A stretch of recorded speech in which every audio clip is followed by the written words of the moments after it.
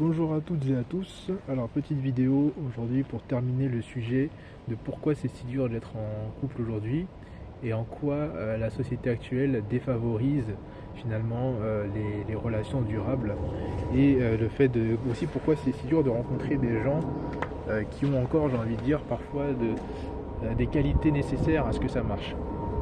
Voilà. Alors je vais essayer d'être le plus concis possible. J'ai pris des petites notes avant, histoire que ce soit un peu plus propre. Alors je suis désolé, je suis toujours dans une zone aérienne, encore pendant une semaine ou deux, donc les vidéos que je tourne maintenant sont comme ça, après pour les autres ça changera peut-être. Alors je disais, j'ai exposé les trois parties les plus longues dans la première vidéo, c'est-à-dire première partie c'est... ah mince. Ouais, en gros, j'expliquais l'historicité de l'être humain et pourquoi les premiers êtres humains étaient un peu comme ce qu'ils sont aujourd'hui. Enfin, finalement, mais disons avec des systèmes qui marchaient mieux à l'époque et qui ont fait finalement l'espèce humaine comme elle était au départ. C'est-à-dire vraiment, l'être humain est né, a agi pendant longtemps d'une certaine façon parce qu'il n'avait pas vraiment le choix en fait. Et voilà. Je disais du coup que d'une manière générale, c'est la force. L'image de la force, c'est ce qui revient souvent dans ce qui attire les femmes. C'est-à-dire que finalement, il y a la force physique qui attire les femmes jeunes. Ensuite, il y a aussi un autre aspect, c'est que la force physique, elle compte quand elle peut être utilisée. C'est en général ce qui s'en servent le plus et ce qui fait que un peu les bad boys, ils arrivent à avoir plus de relations avec des femmes, peu importe la nature de la relation, c'est qu'en fait, eux, leur force, ils peuvent s'en servir. Ce qui donne un peu qui rapproche en fait de cet état en fait que je disais que soit il y a la force physique, soit la force dans la société, enfin dans un groupe, soit la force dans la société. Et finalement, pouvoir le corrompre n'importe qui par sa force physique, eh bien c'est une certaine forme de pouvoir sur la société, ce qui rapproche en fait, enfin ce qui fait que les bad boys, ou que certains appelleraient aussi racailles, ont plus de chances d'arriver à leur fin et ont plus de relations que finalement les informaticiens, les mathématiciens, les hommes qui sont plus de pensée que d'actes. Voilà. Les hommes qui vont plus s'intéresser à la pensée vont en général attirer des femmes qui auront été déçues par les hommes forts et ou qui n'auront pas eu accès aux hommes forts politiquement, forts pour la société, et qui du coup vont aller sur ces hommes-là qui finalement sont eux qui influencent aussi à une certaine échelle et ont un certain pouvoir dans des groupes. En fait, c'est du coup les différentes catégories, c'est-à-dire vraiment il y a quatre catégories d'hommes forts. Il y a les hommes forts physiquement, les hommes forts physiquement qui se servent de leur force pour corrompre les autres parce qu'ils sont menaçants, agressifs, etc. Et ensuite il y a les hommes forts au sens d'un groupe, qui sont parmi les dominants d'un groupe, qui vont dire oui, qui vont être force de proposition et que les autres les écoutent. Et ensuite il y a les hommes forts au sein de la société qui changent la société et qu'on voit partout sur les médias, etc. Alors à savoir que les influenceurs, les hommes qui passent beaucoup à la télé, etc. sont partis des hommes considérés comme forts pour la société et la politique, etc. C'est un peu le même groupe, c'est-à-dire que les journalistes connus ont autant de succès quasiment que les politiciens, etc. Et de fait, étant donné qu'il y a un peu je dirais pas une résonance, mais en tout cas c'est relativement proche les deux. Donc forcément ça fait que les femmes peuvent être attirées. En tout cas, quand je dis les femmes, c'est un dénominateur commun, c'est-à-dire que il y a en général plus d'hommes qui correspondent aux critères que je viens de donner et qui ont beaucoup de succès avec les femmes que les autres. C'est-à-dire tous les autres n'ont pas autant de succès. En fait, en général, tous ceux qui ont du succès, en fait, tous les hommes qui ont du succès correspondent aux quatre catégories que j'ai données, c'est-à-dire qu'ils sont forts physiquement, donc ils sont attirants physiquement, enfin ils sont beaux et forts physiquement, j'ai oublié de dire, ils sont beaux aussi, beaux et forts physiquement, ils ont un pouvoir sur un groupe, ils font partie des dominants d'un groupe, ou bien ils font partie de ceux qui changent la société, etc. Bon, il y a 4 classes, il y a ceux qui ont de la force, ceux qui ont de la force et qui s'en servent, ceux qui sont les dominants d'un groupe, et ceux qui changent la société, ou qui ont un impact sur la société qu'on voit beaucoup dans les médias, etc. C'est pour ça que les acteurs, les influenceurs et d'autres ont beaucoup de relations. Il y avait un jeune dont j'ai oublié le nom, honnêtement j'ai oublié le nom, mais qui,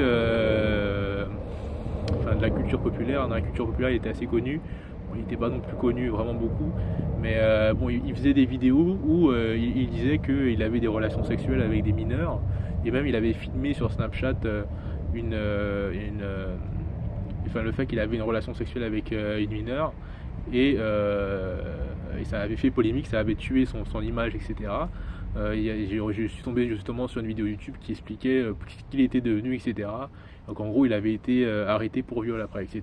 Parce qu'il avait forcé une fille à coucher avec lui avec un taser et tout, elle avait refusé. Et ensuite, elle a dit qu'on l'avait forcé à faire des actes sexuels et que c'est lui et ses amis là, et qu'ils avaient ensuite. Enfin voilà, tout ça pour dire qu'en général, ces hommes-là, les hommes qui ont de l'influence sur les réseaux sociaux ont plus de succès avec les femmes, en particulier les jeunes femmes. Et plus ça monte, plus elles vont forcément. En fait, aussi, il faut prendre en compte le fait qu'on ait accès ou non à la ressource aussi, dans un certain sens. C'est-à-dire que, bien évidemment, toutes les femmes ne vont pas avoir l'occasion de parler à un homme qui dirige un parti politique ou qui est impliqué activement dans la politique de sa ville ou quoi. Elles vont pas toutes avoir l'occasion d'avoir un dîner avec un influenceur, quelqu'un de la télé, etc. Donc forcément, toutes les femmes ne vont pas être attirées par ces hommes-là. Mais ces hommes-là attirent beaucoup de femmes néanmoins parce qu'ils sont ils font partie des grandes catégories, des grands de la société entre guillemets. Donc voilà. Qu'est-ce que j'ai écrit d'autre? Alors je regarde un peu ma petite liste. Ah oui, du coup je disais que justement, en fait, moi j'avais écrit que certaines femmes croient aimer les bad boys parce que finalement eux ils ont la force et cette force ils s'en servent, contrairement à ce qu'on appelle les go muscu, qui sont parfois très musclés mais qui vont pas réagir si on les insulte, etc. La maîtrise de soi pour certaines personnes, ça peut être quelque chose de rédhibitoire. Voilà. Donc voilà, après c'est justement, j'en profite pour en parler maintenant. Le côté le plus obscur de l'homme, c'est la destruction de l'autre, et le côté le plus obscur de la femme, c'est sa destruction, c'est son autodestruction. Et son autodestruction à la femme, ça peut passer par le fait qu'elle détruise aussi les autres. Mais en général, c'est son autodestruction au sens littéral, c'est-à-dire qu'elle va aller avec un homme qui va la frapper, qui va la maltraiter, etc. Et c'est en fait les deux parts sombres des humains, en fait, elles se rencontrent. C'est-à-dire que c'est les pires hommes qui rencontrent les femmes qui ont envie de se flageller. Mais quand je dis elles ont envie de se flageller, c'est à cause de traumatismes, parce qu'elles n'ont pas eu une vie normale. Et bien évidemment, je ne crache pas au visage des gens, hein, je me contente de dire les faits.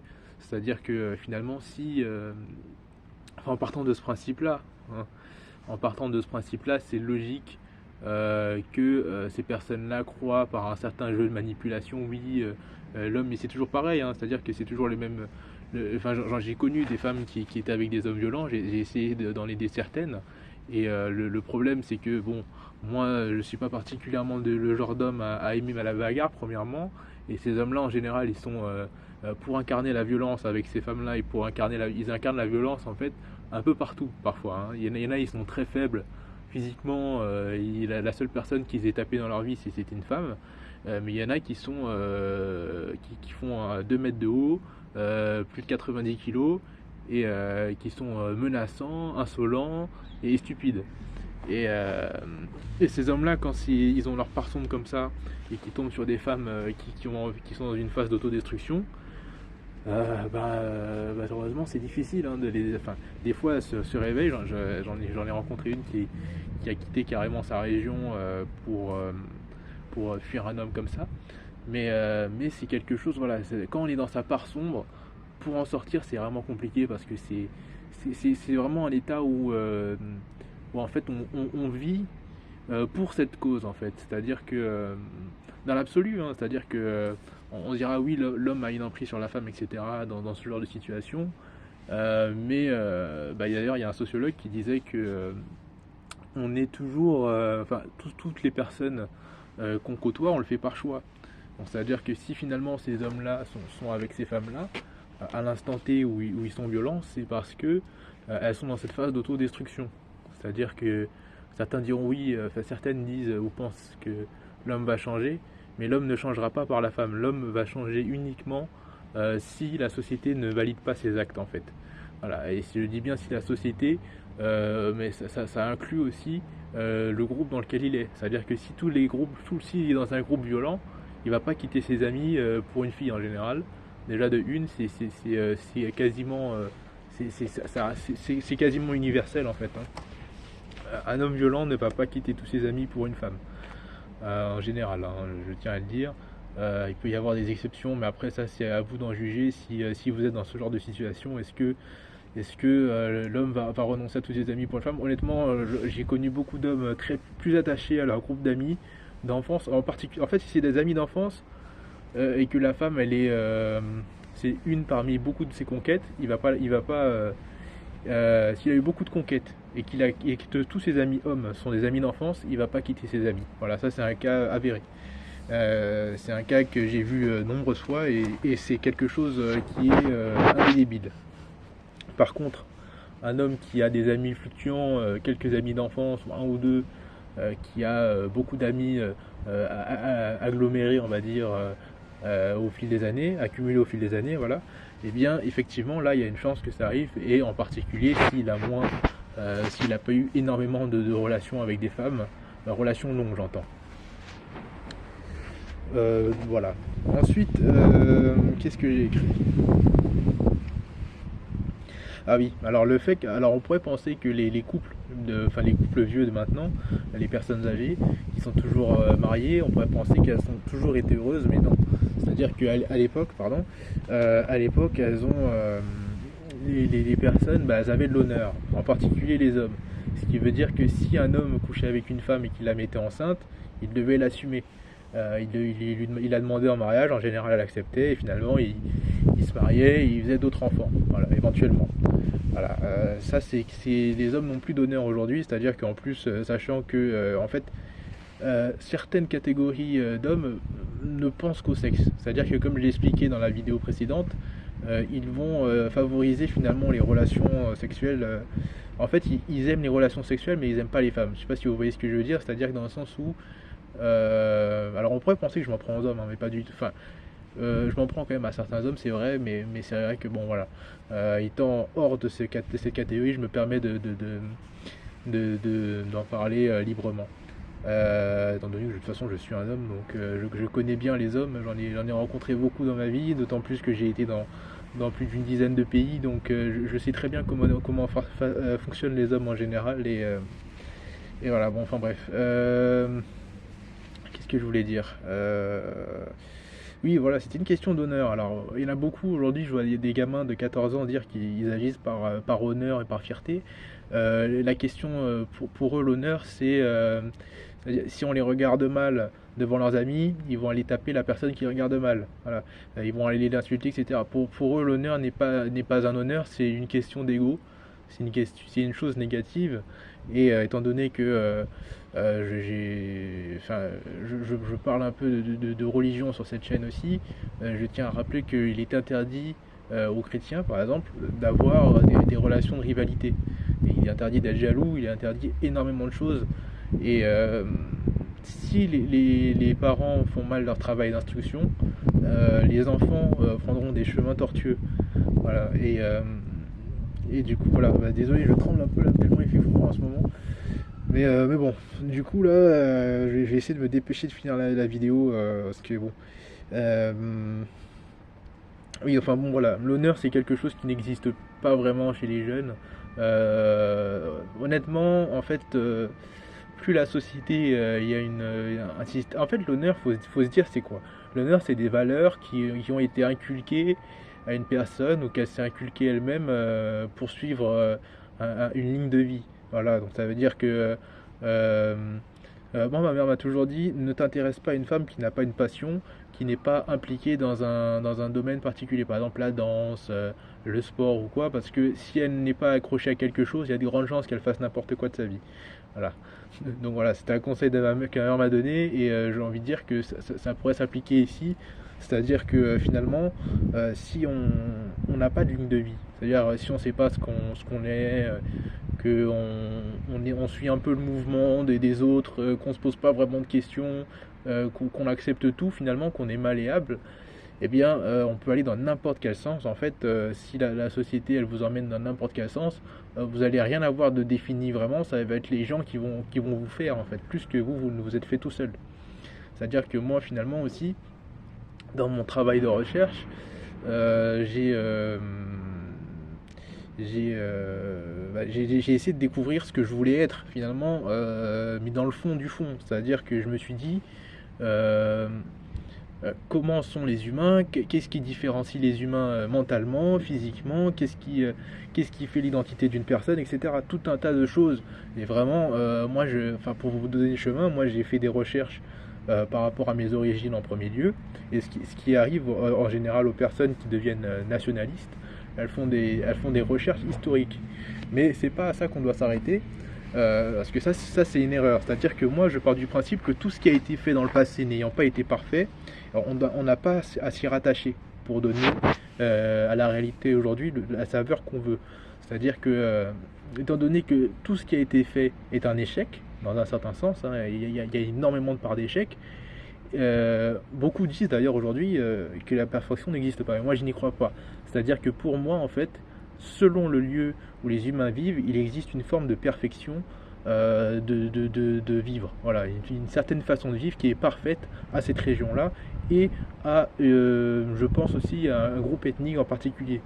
Ce qui fait que pour moi, moi j'ai vu des personnes qui étaient comment dire ça. Alors là, je sors un peu, hein, je sors un peu du contexte, mais bon, je vais essayer de pas aller d'essayer de finir ça en 3 minutes. J'ai essayé de, enfin, j'ai vu beaucoup de gens, des Caucasiens par exemple, dans des pays extrêmement chauds et avec une peau mais affreuse. Voilà, leur peau avait pris très cher et voilà. Et moi, ça m'a choqué. Et je me suis dit, pourquoi aller comme ça dans un pays finalement qui n'est pas fait pour les peaux caucasiennes, alors qu'ils prennent aussi cher physiquement, vous voyez. Parce que si finalement le corps, l'extérieur du corps prend cher, c'est que l'intérieur aussi. Et, euh, et voilà, techniquement, on est tous différents génétiquement parlant par le fait que nos ancêtres aient décidé d'immigrer à certains moments et que finalement, si les différences d'aujourd'hui elles existent, c'est parce que les peuples ne se sont pas mélangés outre mesure. Et, euh, et du coup, quand on regarde, enfin pour moi, pour regarder les Japonais et une partie enfin les Coréens me semble-t-il, et une partie des Chinois, il y a un gène qui est différent chez eux qui fait que par exemple leur transpiration ne sent pas, vous voyez, alors que pour tous les autres peuples ça sent. Et il y a des peuples qui sont intolérants, enfin des groupes ethniques qui sont intolérants au lactose, voilà. Et d'ailleurs on dit qu'il existe enfin le racisme est une connerie sans nom justement, parce que il n'y a pas de race supérieure aux autres. Il y a des races qui ont des avantages que d'autres n'ont pas parce qu'elles ont vécu dans des lieux en particulier. Voilà, si les Européens, enfin les Européens, oui, et les Asiatiques de l'Est se sont développés et sont devenus des superpuissances très vite et qu'ils ont dominé une bonne partie du monde, c'est parce que ils vivaient dans des zones froides, des zones montagneuses, des steppes même, qui nécessitaient beaucoup de ressources, d'ingéniosité et de faire des recherches enfin de réfléchir. Voilà, c'est pour ça qu'aujourd'hui, finalement, beaucoup disent, par exemple, j'ai fréquenté des jeunes qui étudiaient l'économie et disaient pour eux tout le nord du monde est riche et tout le sud est pauvre. En soi, si on regarde les pays d'Asie du Sud-Est, ils sont plus pauvres que les pays comme le Japon, comme la Corée ou comme la Chine. Et de même, la Russie est plus riche que le Kazakhstan, la Russie est plus riche que l'Ouzbékistan, plus riche que la Géorgie, plus riche voilà, que l'Azerbaïdjan, voilà, et l'Europe est plus riche que l'Afrique. Mais tout ça, c'est arrivé parce que ces peuples-là ont dû travailler plus dans leur histoire que les autres en fait. Ils ont travaillé dur et à force de réflexion, etc., d'accumulation des données, de connaissances, ils en sont venus à développer une puissance militaire qui surpassait technologiquement toutes les autres, tout simplement. Voilà. Euh, donc voilà, c'est relativement simple à comprendre hein, finalement, et j'ai réussi à le placer en 3 minutes. Mais bon, tout ça pour dire du coup que pour moi, il existe des systèmes parfaits, mais ces systèmes parfaits ne s'appliquent que dans des cas particuliers. Donc, par exemple, voilà, donc pour moi, par exemple, c'est pas possible qu'un peuple qui avait l'habitude dans ses origines, par ses gènes, de manger énormément, par exemple, de lactose, de se retrouver dans un endroit de lactose dans un pays froid, de se retrouver dans un endroit extrêmement chaud et où il n'y aura pas des mêmes animaux qu'avant et qu'ils ne consomment plus de lactose.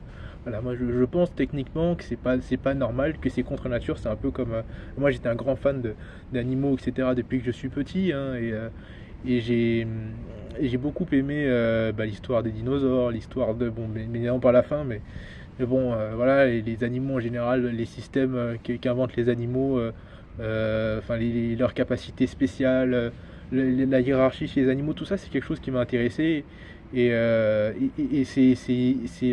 chaque animal a son territoire, vous voyez. Les léopards et les jaguars sont deux types de panthères qui se ressemblent énormément, mais qui vivent dans deux mondes différents un peu, hein. C'est-à-dire l'Afrique, l'Amérique du Sud n'ont rien à voir. Et les jaguars sont certes plus petits, sont plus trapus, ils sont plus forts finalement, alors que les léopards sont plus élancés, etc. Donc il y a vraiment plein de choses qui rentrent en compte. On peut pas comparer on peut pas comparer ce qui n'est pas comparable en fait. C'est-à-dire que si on part du principe qu'on est différent, que certains voilà, ça change beaucoup. Et les défauts en fait d'un peuple ne seront pas les défauts d'un autre peuple. Les capacités d'un peuple ne seront pas les capacités d'un autre peuple. Et on n'a pas tous dans la même proportion des gens qui seront intelligents, des gens qui seront des violeurs, des gens qui seront ceci ou cela. Ça c'est vraiment, pour moi, c'est clairement lié au peuple. Mais aussi finalement, si certains drames arrivent, c'est parce que y a finalement aussi des codes qui sont brisés.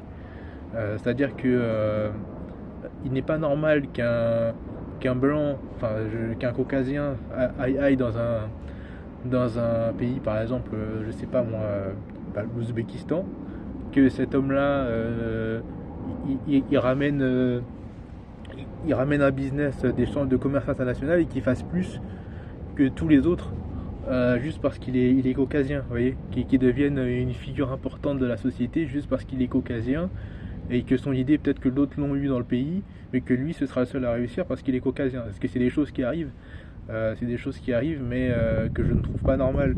C'est-à-dire que, je veux dire, c'est pas normal dans le sens où on peut pas venir dans un pays et s'attendre à avoir plus que les personnes qui y vivent.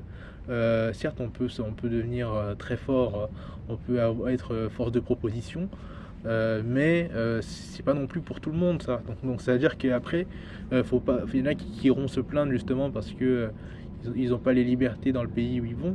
Mais quand on va dans un pays qui a été construit pendant des millénaires par des gens, par un groupe ethnique, on peut pas s'attendre en tant qu'externe à être fort en dehors justement. C'est vrai que pour être parfaitement objectif, le seul domaine où on peut être supérieur aux autres, c'est par le commerce international, parce que on va ramener des choses de chez nous là-bas.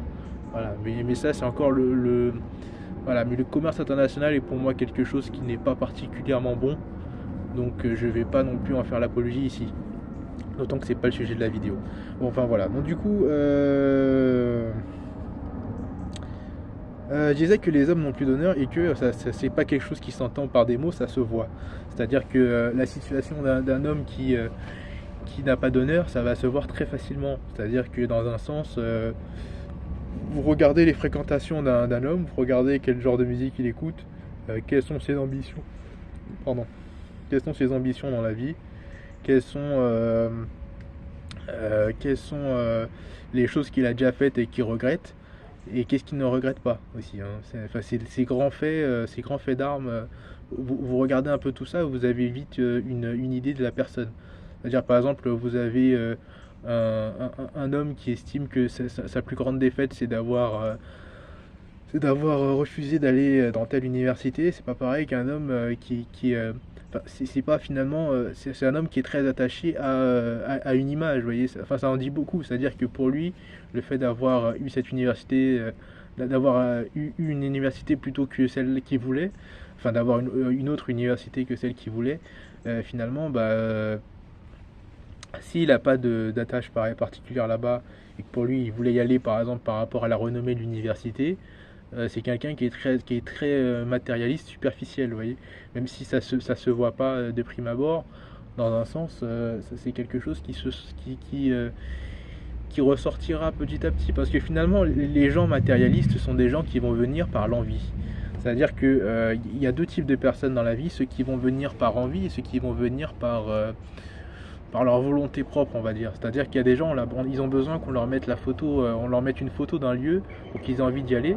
Il y en a qui ont envie d'y aller de base parce que ils aiment, ils aiment la culture, où ils pensent pareil que les gens de là-bas, où ils ont goûté un plat un jour de là-bas qui leur a plu. Ils avaient des amis de là-bas qui leur en ont parlé. Enfin, je veux dire, il y a énormément de choses qui peuvent emmener quelqu'un à y aller. Et en dehors du fait d'avoir vu quelque chose, voilà.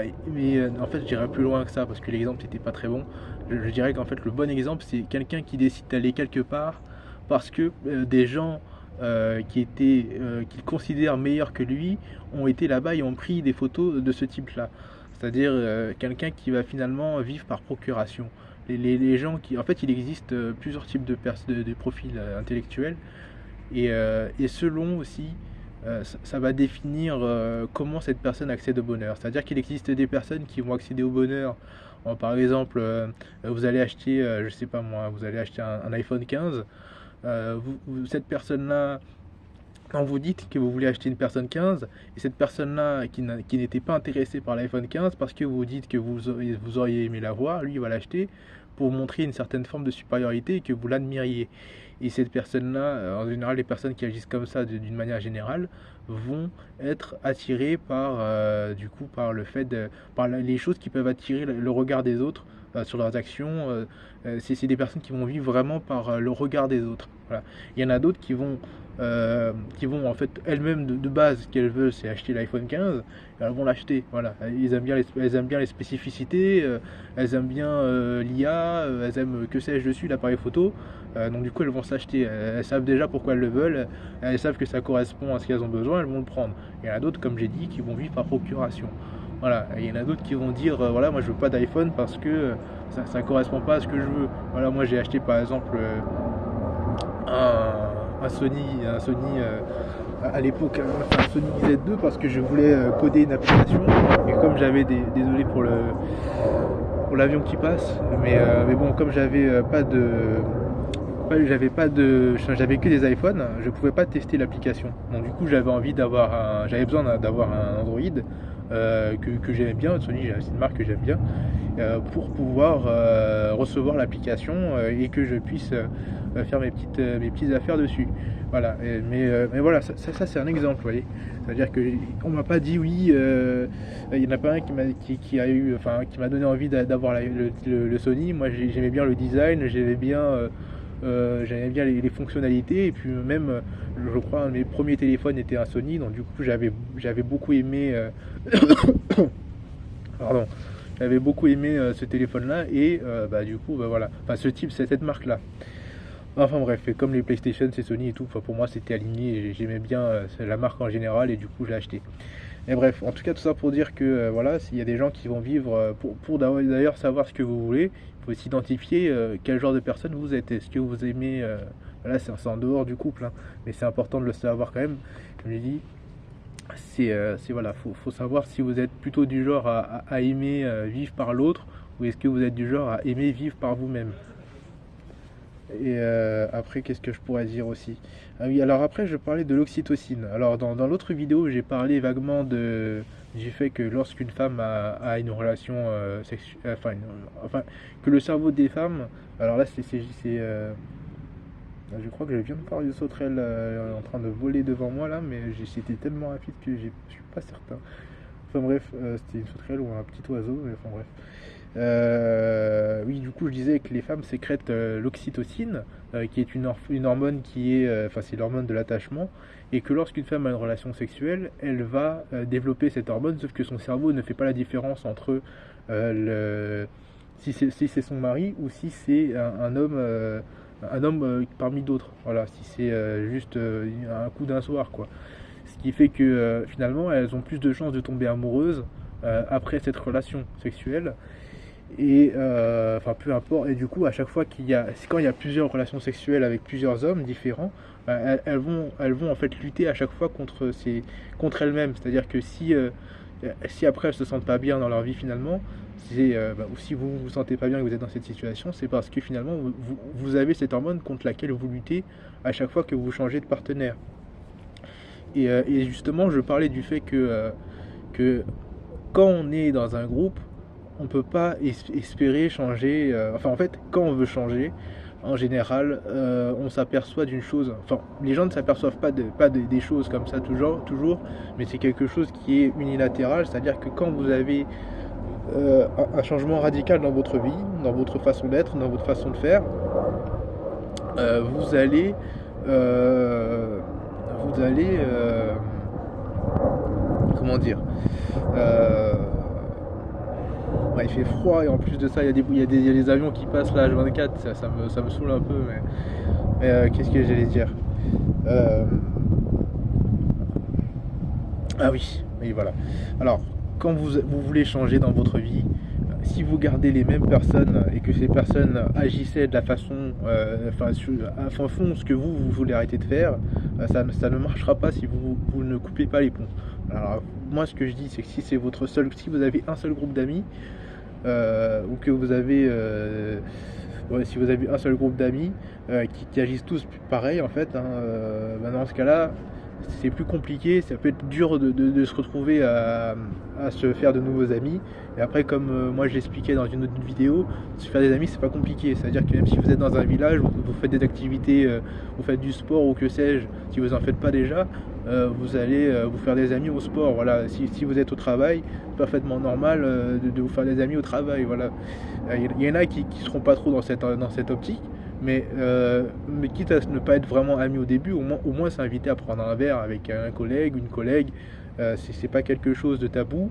Moi je l'ai fait, j'ai eu de très bons amis qui ont découlé des différents métiers que j'ai eus. Et de même, voilà, il y a ça, il y a le sport, c'est très facile de se faire des amis au sport. Il y a des amis que je me suis fait de façon incongrue, que ce soit dans ma scolarité, à l'université ou dans le milieu du travail. Donc voilà, et même en dehors de ça. Donc non, honnêtement, il y a tellement enfin, à la plage, je me suis fait des amis. Je suis quelqu'un de très ouvert. Après, c'est vrai, je suis quelqu'un de très sociable. Donc effectivement, bon, j'ai quand même cette facilité à aller vers les gens et à parler naturellement aux gens. Mais effectivement, bon, même si, mais c'est vrai que c'est pas forcément c'est pas tout le monde qui va le faire. C'est vrai que c'est pas toujours, voilà, mais en tout cas c'est très facile. Je suis pas le seul à m'être fait des amis au sport.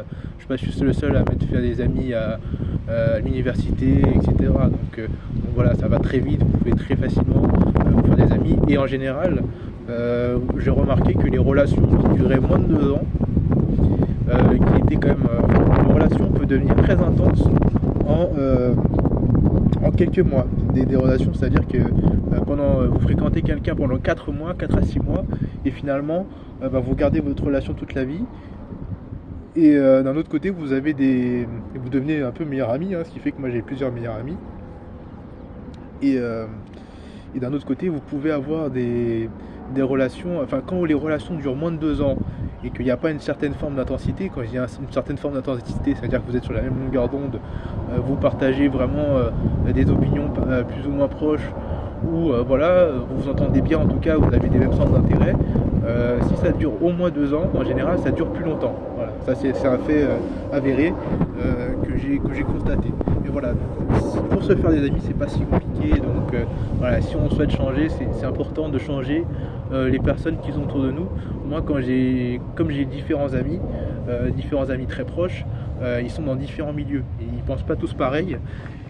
Et c'est aussi ça qui fait qu'en fait j'ai pu développer enfin, une certaine forme de, enfin en fait quand j'ai changé, bah, ceux qui sont restés sont au final vraiment d'horizons très différents. Mais ce que je veux dire, c'est que au final, les avoir aussi, enfin avoir eu ces amis-là, m'a permis d'avoir pas forcément des gens qui seront toujours d'accord avec moi. Et en fait, ça c'est quelque chose que j'ai toujours, et j'ai toujours été comme ça avec les gens. Je ne suis pas du genre à dire ce que les gens veulent entendre. Je leur dis la vérité. Je leur dis ce qui semble le plus logique, ce qui est le meilleur pour eux, et je leur dis ce qu'ils regretteront s'ils le font. Et voilà, et j'ai toujours été comme ça, parce que dans mon but c'est que mes amis soient heureux et que les gens soient heureux. Moi, si j'ai commencé à faire des vidéos principalement aussi, c'est parce que je me suis rendu compte qu'il y avait énormément de gens qui ne l'étaient pas. Et ça m'a fait mal, parce que finalement, moi en fait, j'ai un ami justement à qui je disais je n'ai aucun problème, c'est-à-dire que je les ai tous réglés. Et il me disait, c'est pas possible, t'as bien des problèmes et tout. Je lui ai dit, finalement, même si il m'arrive des douilles, etc., j'ai mon chemin. C'est-à-dire, moi, j'encaisse les choses qui viennent, je fais avec. Je prends pas ça comme un problème, si c'était pas vraiment un problème. Les problèmes, ce qui me casse la tête, c'est les choses. En fait, les choses, faut réfléchir, régler, trouver on va dire une feuille de route et régler le problème. C'est-à-dire si c'est quelque chose que je ne comprends pas qui m'arrive, je vais tout faire pour comprendre et pour en sortir. Voilà. Et au final, je suis sorti j'ai réglé à peu près tous les problèmes que je pouvais régler. Et les autres, si moi je trouve pas la solution à un problème, je trouve quelqu'un pour m'aider. Voilà, il y a toujours, s'il y a un problème, si j'ai une maladie, je vais voir le médecin. Si vous avez, enfin là je parle d'une manière générale, hein, c'est une certaine logique. Hein, voilà, vous avez quelque chose, vous allez voir la personne qui peut vous régler votre problème. Voilà. Donc voilà. Donc oui, donc voilà, l'oxytocine, quelque chose qui est dégagé davantage par les femmes et qui fait qu'elles s'attachent à certaines personnes, d'autant plus après la copulation, après le coït. Et ce qui fait que, étant donné que les hommes ressentent moins ça, eux ils ont plus tendance à, comme je disais avant en fait dans mon ancienne vidéo, quand il y a un, quand il y a un, quand il y a un, enfin les hommes ont tendance à moins, enfin la plupart des hommes qui n'aiment pas la femme avec qui ils vont et qui vont leur montrer un côté un peu bestial, qui vont les étrangler pendant l'acte sexuel, qui vont vraiment les traiter d'une façon un peu comme si finalement elles étaient agressées sexuellement bien que ce soit consenti. Ces hommes-là n'aiment pas ces femmes-là, ils aiment la femme en général. Enfin, ils aiment, enfin non, comment on pourrait dire ça? Oui, c'est ça, ils aiment pas cette femme-là, ils aiment les femmes, ils aiment la relation sexuelle, ils aiment pas c'est pas le c'est pas la personne qu'ils aiment, c'est uniquement l'acte, voilà. Et c'est quelque chose qui est à prendre en compte et que je mets sous le. Alors, il y a plusieurs possibilités, mais si vous voulez savoir, regardez la partie 1 qui est, me semble-t-il, légèrement plus longue. Me semble-t-il qu'elle faisait 43 minutes. Et voilà, mais bon, c'est vrai qu'effectivement j'en parlais voilà, de cette bestialité de certains hommes, etc. Mais voilà, après du coup, voilà, moi je vais m'arrêter là. Je pense que j'ai dit un peu ce que je voulais dire. Il y a d'autres choses que j'aurais pu dire, mais je vais pas tout dire non plus maintenant parce que j'en ai dit déjà beaucoup. Et puis voilà, moi je vais attendre que voilà, je vais voir comment. Enfin, bon, en fait, que j'ai de bonnes réactions ou non, je continuerai mes vidéos de toute façon parce que finalement, je partage mon travail ici, aussi bien sur les relations hommes-femmes que les relations d'amitié, que d'autres choses. Enfin, je vais partager un peu ce que j'ai appris des nombreuses épreuves et des nombreuses réussites, enfin des réussites et des épreuves de ma vie. Voilà, je vais essayer de vous donner, bien évidemment je vais pas raconter ma vie dans mes vidéos, hein, peut-être que je vais en parler un peu, mais si vous êtes intéressé par un peu tout ça, c'est-à-dire les relations interpersonnelles, les relations d'amitié, les relations de couple, je vais faire à l'avenir aussi des vidéos pour expliquer comment les couples doivent agir pour avoir des relations longues et, ce qui marche en fait, ce qui marche et ce qui ne marche pas. Et si je parle un peu je vais parler aussi de la religion, dans le sens où, alors, la plus grosse vidéo que j'ai faite sûrement sur le sujet, ça a été ma deuxième ou troisième vidéo sur la chaîne, mais ensuite j'en ferai d'autres qui seront plus courtes. Voilà, alors après, voilà, enfin, voilà, si vous êtes intéressé par un de ces sujets, n'hésitez pas. Mais après, considérez-moi bien un peu comme un marginal, parce que finalement, ce que je dis, d'une manière générale, ben, je l'ai peu entendu ou pas entendu avant, malgré que j'ai lu beaucoup enfin, que j'ai beaucoup de sources différentes. Voilà, j'ai beaucoup de sources différentes, anglophones et françaises, davantage d'ailleurs anglophones, mais finalement, voilà. Donc n'hésitez pas à vous abonner, à partager si ça vous a plu et laisser un commentaire. Salut.